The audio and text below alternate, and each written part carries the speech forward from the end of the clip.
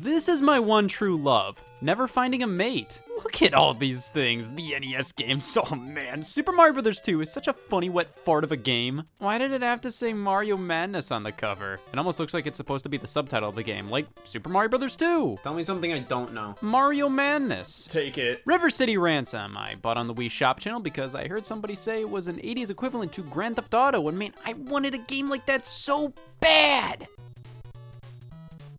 Oh man, it's just like Grand Theft Auto. The characters have skin. I like this game because it taught me proper money management, and we all know that's stuck. I bought Donkey Kong Jr. Math. How do we know that? They're gonna break my legs. It was an investment. A fun investment. Oh, yeah, how fun is that 10 grand surgery you just had? Let me spend 200 in peace. You've gotta hand it to Nintendo. All the Donkey Kong Jr. fans are off the street now. Why do coke when you can do math? You know, the NES is well known for all the horrible licensed games, but I gotta admit, Back to the Future could be worse. Don't get me wrong, it's bad and barely follows the movie, but I don't think it's as terrible as something like Ghostbusters or Where's Waldo. Look, my copy has a flick wound. I mean, that says it all right there. Last owner must have hated it. Man, f this game. Oh, damn it. Where is Waldo? Kung Fu Heroes! It's been too long. I used to play this at my grandma's house all the time.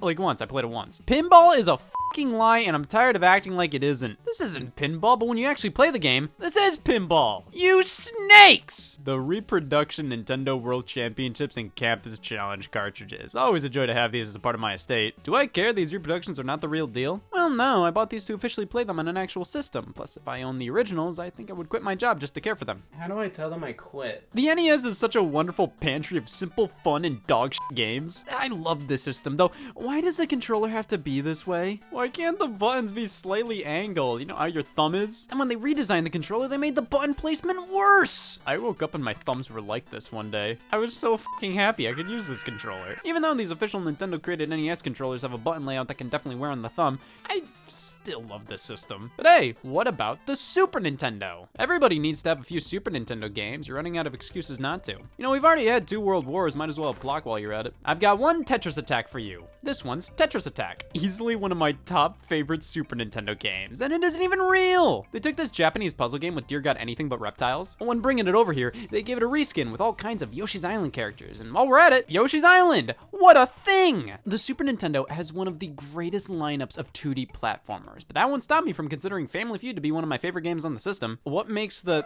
Soap moist. Name something kids use. Tonsils. Name something parents save from a first baby to use for a second. Food. Name something that's often located in the basement of the house. The basement. Name something people start but never finish. Me. War. Books of Faith. Doom's ass red cartridge. You know, the color of ass. Right? Oh my god, this version's so bad! It's impressive they got it on the Super Nintendo in general, but it's just not powerful enough for a game like this. Wolfenstein 3D works better, but it's heavily censored, which is kind of bizarre. Like, would you really be that surprised playing a game called Wolfenstein 3D? Hitler? At least Doom has the colored cartridge, like Killer Instinct. This is a fun way to annoy me. Super Punch-Out's weird. Like, the NES game is the most famous. It's one of my favorites on that console, but who the hell talks about the Super Nintendo one? Nothing wrong with it, it's just the controls and sound effects don't feel as good as the original on NES. To anybody who disagrees, I'll see you in court. Crucifixion's a bit harsh. Donkey Kong Country 3, the one I just can't own. I've never legally owned this game. If you don't believe me, look through my tax records. See no donkey. I did beat the original Donkey Kong Country. Great game. I did it with the rewind feature on the SNES Online app on Nintendo Switch. Do I deserve to have hands? Nah, I only felt the need to use it when this part came up, where differently colored ropes do differently colored things. I looked at my excuses for the day and considered this to be a rewind warranting event. The Super Nintendo is such a cozy corner of gaming. Games were still simple at their core back then, but they had so much more depth now. A game like Super Mario World is pretty much in line with the Mario games on NES, but this one just goes so much deeper than that. It has a map screen that eventually tells you to go f yourself. A Link to the Past is a full realization of what the original Legend of Zelda on NES was doing. Super Metroid is the same, Super Castlevania 4, Mega Man X, Kirby Superstar. This is where many of gaming's greatest franchises of all time, to tons of fans, peaked. It doesn't get much better than this. But you ever wonder what the hell is up with these boxes? What is this design? It makes no sense! You know what'll get people to want Super Nintendo games? Geometry. And the fact these boxes are cardboard, please. I mean, it was excusable on the NES. Here, it's damn near inexcusable. The Nintendo 64 is a solid rebound. If by solid, you mean painful. Good thing I only see in 5 frames a second. Nah, it's a great system. It just isn't as slam dunkish as the other ones. Like, it obviously has its downsides. It doesn't age that well, for one. This generation of gaming as a whole doesn't really. Like, you consistently still see new games come out mimicking 8 and 16-bit style graphics. Nobody would be caught dead trying to resurrect this. At least we got Mario Party 1 out of it all, the greatest party game ever told. In reality, it may be a repetitive, unpolished go at the franchise and only started to get bad after it got good 9 entries in, but in my heart, it is the quickest lobotomy I've ever had. Super Smash Brothers. Look at that, real cartridge. This ain't no holographic trick. If it was, could I do this? See, it's real. The start to one of the most fun gaming franchises to discuss, whether you're into the competitive scene or just like talking how different noses look between games. Smash Brothers just kind of brings everybody together, and the original Nintendo 64, while incredibly simple, still holds up to some extent. Mario Kart 64. Many consider it to be the greatest kart racer of all time. I consider it to be that game where Yoshi looks weird. 20 bones to whoever can tell me what this is. The new Tetris. Well, yeah, because this shit was old. Glover! Can you believe I have a room for a game I never played? What do you mean, yes? Yoshi's Story is this bizarre take on a Yoshi's Island successor. It's still pretty good, but it's so similar yet so different from any other Yoshi game. You gotta eat fruit. You don't just get to the end of the level, just do what my dietitian said and eat 30 fruit. So we gotta just find 30 pieces of fruit and then we move on to the next level. It's kind of an interesting direction. Hopefully the next Yoshi game does something just as unique. The same thing are good. My go-to game on this console will forever be Super Mario 64. Oh wow, Scott, next you're gonna tell us your lungs' favorite food is air. I can't help it, my body knows what it likes. The Nintendo 64 is a console I've learned to love, though it's far from my favorite. That's definitely because of these damn cartridges. Nintendo, come on, no end labels? I need to know if this is Glover or not. Oh, thank God. Oh, thank God. Oh, thank God. Oh, thank God. There's something about that original Game Boy that's just so endearing. Like, guys, the first handheld game console, because who wants to admit the Microvision exists? I mean, this thing is perfection with a Tetris cartridge in it. But I have the new Tetris now, you. Alleyway is a fun one. It launched with the system and is a direct clone of Breakout. But I think to this day, Nintendo avoids the question. They refuse to admit it. It's one of those older Nintendo titles where they threw Mario in it for no reason. See that stick? That's Mario. Well, now we gotta play it. These early Game Boy games are so cute. They're so simple, but they know what they are and they don't try to bite off more than they can chew. That is a definite problem with a few titles for the handheld. They would just try to take some NES or SNES game and shrink it down and expect it to work. Donkey Kong Land. It's Donkey Kong Country on the go.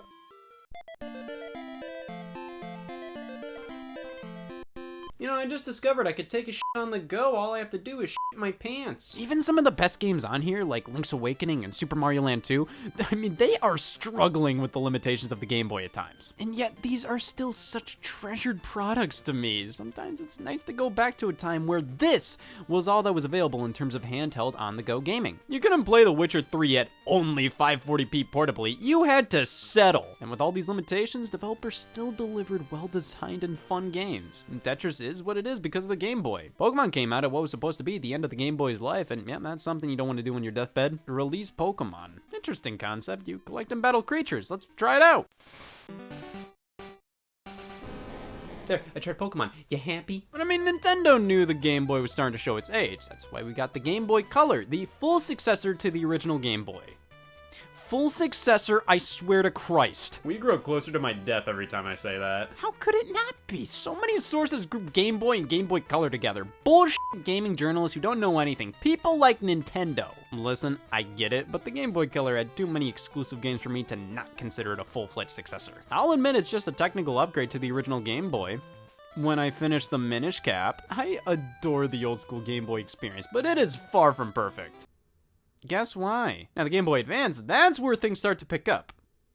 I bet this game looks pretty fun. The GBA was like a portable Super Nintendo, but that's kind of all it is to me. I feel like so much of this handheld's identity revolved around games for other consoles. Oh my god, Super Mario World is here! And A Link to the Past! And Kirby!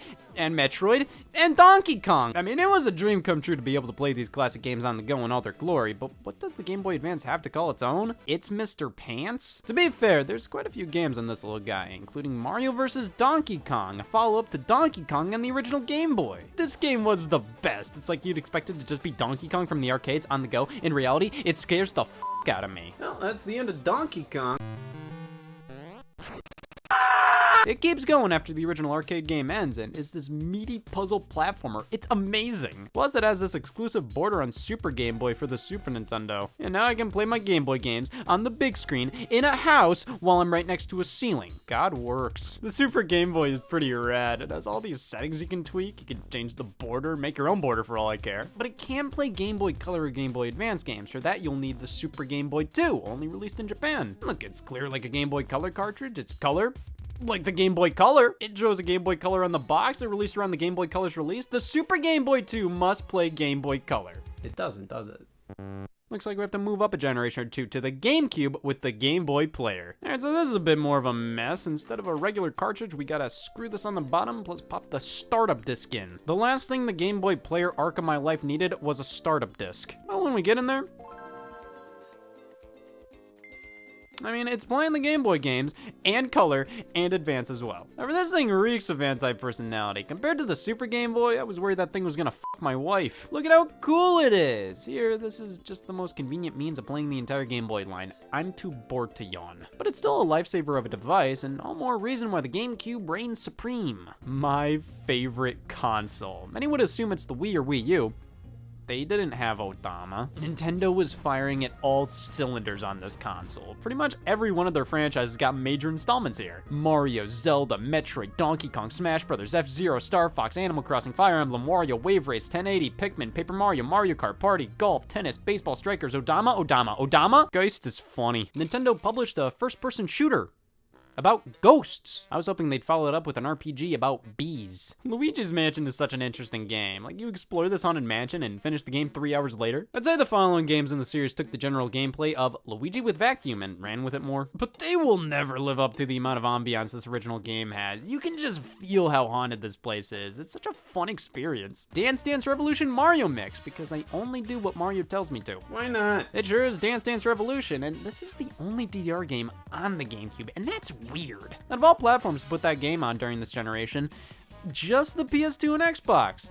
Not the system with customers willing to buy stupid plastic bullshit for it. The GameCube microphone, used for Mario Party 6, Odama, and eviction notices. The DK bongos, different game, same story. See, the GameCube still did a lot of that weird Nintendo bullshit, but it also had a normal controller and amazing games. You got the best of both worlds. Of course, looking at it critically though, the third-party support was definitely one of its weaker elements. It was definitely better than something like the Nintendo 64, but most third-party games were for the kids. Sure, we got our Resident Evils and Sonic the Hedgehogs, Metal Gear Solid Twin Snakes, Super Monkey Ball, Beyond Good and Evil, Tales of Symphonia, but the other consoles had Grand Theft Auto 3. Also, I love this controller, but why is the D-pad so small? Why is the C-stick so tiny? Why only one Z button? Why the region locking? I can't easily play Japanese games on my console. I know that's a thing on multiple systems, but I just want to play Nintendo Puzzle Collection in peace. I have to use an action replay disc to even kind of play it, and bam, beautiful. This is one of my only cheat devices. I can use it to not play Mario Sunshine. I also have Dream Mix TV World Fighters, a Smash Bros. Clone featuring Bomberman and Simon Belmont and Optimus Prime. It's just missing Master Higgins.